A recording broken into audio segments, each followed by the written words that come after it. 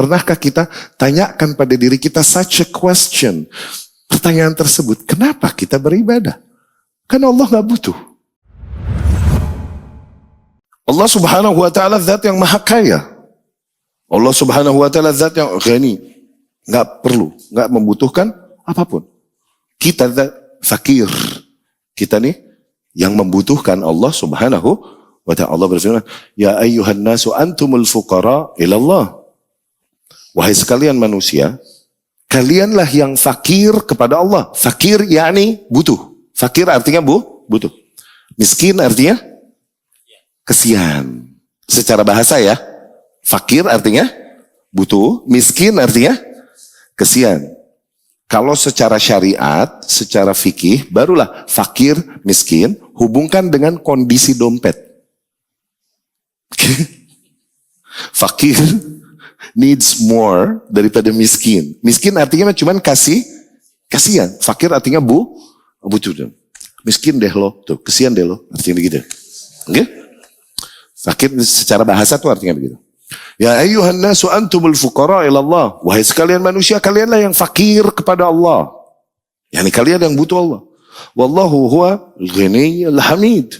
Allah adalah zat yang maha kaya lagi maha terpuji. Iyasha yudhibkum wa ya'ti bi khalqin jadid. Kalau Allah mau, dengan mudah Allah bisa menghilangkan kalian begitu saja dan Allah hadirkan makhluk yang baru. Lalu kenapa kita diperintahkan beribadah kepada Allah Subhanahu wa taala? Setelah itu semua. Okay? Nah, dikarenakan apa? Di antara jawaban-jawaban yang diberikan oleh para ulama rahimahumullah, yang pertama adalah di mana Allah Subhanahu wa taala itu haknya untuk diibadahi.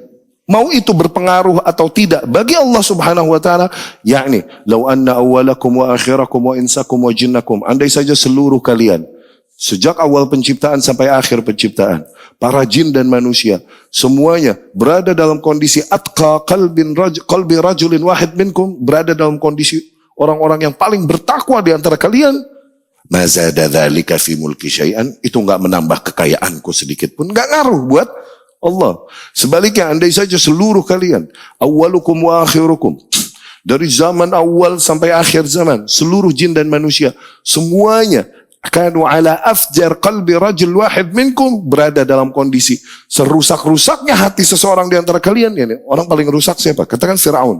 Semua manusia dan jin dari awal penciptaan dan semuanya kelakuannya kayak Fir'aun. Oke? Ma naqasa dzalika min mulki syai'in, itu enggak mengurangi kekayaanku sedikit pun. Allah enggak butuh dan enggak ngaruh ibadah kita. Kenapa kita disuruh ibadah? Kenapa kita disuruh ibadah kalau gitu? Kenapa kita disuruh ibadah? Ibadah ini yang puluhan tahun telah kita lakukan dalam masa hidup kita. Pernahkah kita tanyakan pada diri kita such a question? Pertanyaan tersebut, kenapa kita beribadah? Kan Allah gak butuh. Maka jawaban, di antara jawaban yang diberikan para ulama rahimahumullah, ahya'an wa amwatan, adalah yang pertama, itu hak Allah. Mau ngaruh, mau enggak, itu haknya. Hak Allah berarti kewajiban siapa? Kewajiban hamba. Mau ngaruh mau enggak buat Allah, itu kewajiban kita untuk memenuhi haknya. Udah. Nggak usah kau pertanyakan itu. Ya. Nah, hadisnya Mu'adz bin Jabal yang kemarin, ketika Rasul bertanya kepada Mu'adz, "Atadri ma haqqullah ala ibadih?" Apakah kau tahu apa hak Allah atas para hambanya, wahai Mu'adz? Yani kewajiban para hamba kepada Allah. Ayya'buduhu wa la yusyriku bihi syai'a, agar para hambanya hanya beribadah kepadanya, menghambakan diri padanya, dan tidak mempersekutukannya dengan satu hal pun. Mau ngaruh mau enggak, itu hak Allah. Ya kan? Yang kedua, Allah, di antara jawabannya, Allah perintahkan manusia beribadah kepadanya sebagai bentuk rahmat Allah kepada para manusia. Itu rahmatnya. Allah zat yang maha menciptakan, di antara ciptaannya adalah manusia. Di antara ciptaan yang paling mulia dan luar biasa dari ciptaan Allah, manusia. Inna khalaqnal insana fi ahsani taqwim. Kami ciptakan manusia dalam sebaik-baiknya bentuk. Oke?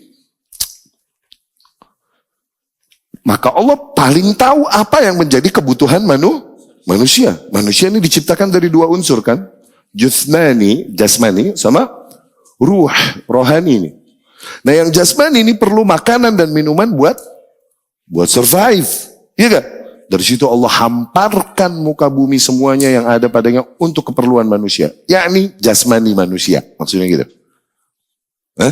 Wa sakhkhara lakum ma fil ardi jami'a. Dan Allah lah yang menghamparkan bagi kalian segala hal yang ada di muka bumi.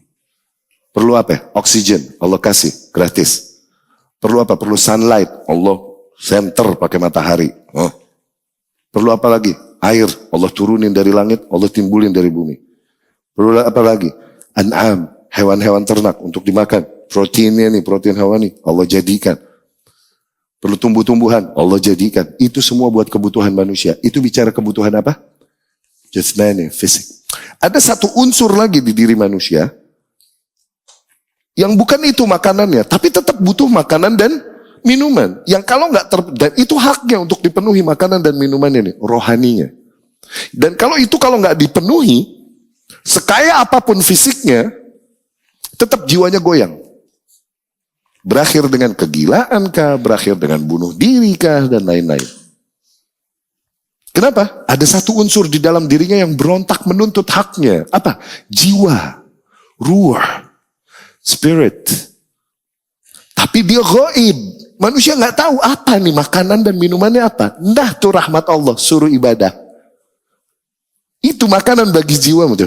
Ala bidzikrillahi tatmainnul qalb.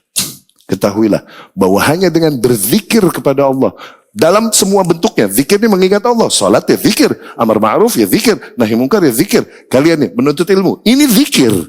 Di antara bentuk berzikir kepada Allah Subhanahu wa ta'ala. Semua bentuk ibadah ini, hanya dengan itu jiwa-jiwa manusia menjadi tenang. Hati manusia tatmain, calms. Jadi steady. Ya? Seseorang yang dia memiliki seluruh kekayaan yang ada di muka bumi, tapi unsur situnya nggak terpenuhi, kita banyak lihat kan?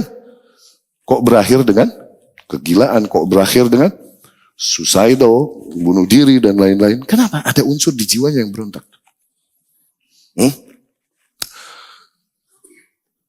Az-zujajah, nih botol. Illam tamla'hul ma mala'athal hawa. Apabila kau tak isi dengan air, otomatis botol tersebut akan terisi hawa, udara. Enggak usah kau sengaja cari udara, enggak, udah. Ente enggak isi air aja, ente kosongin. Otomatis udara mah. Demikian jiwa.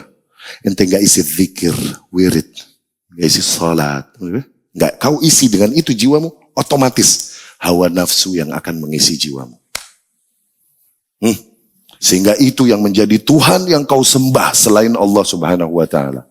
Itu yang kau perjuangkan demi menuruti itu, menuruti hawa nafsu. Allah berfirman, "Afara'aita man ittakhadha ilahahu hawa." Tidakkah kau lihat mereka yang menjadikan their own desire as their God. Desire-nya, hawa nafsunya sebagai Tuhan yang mereka sembah.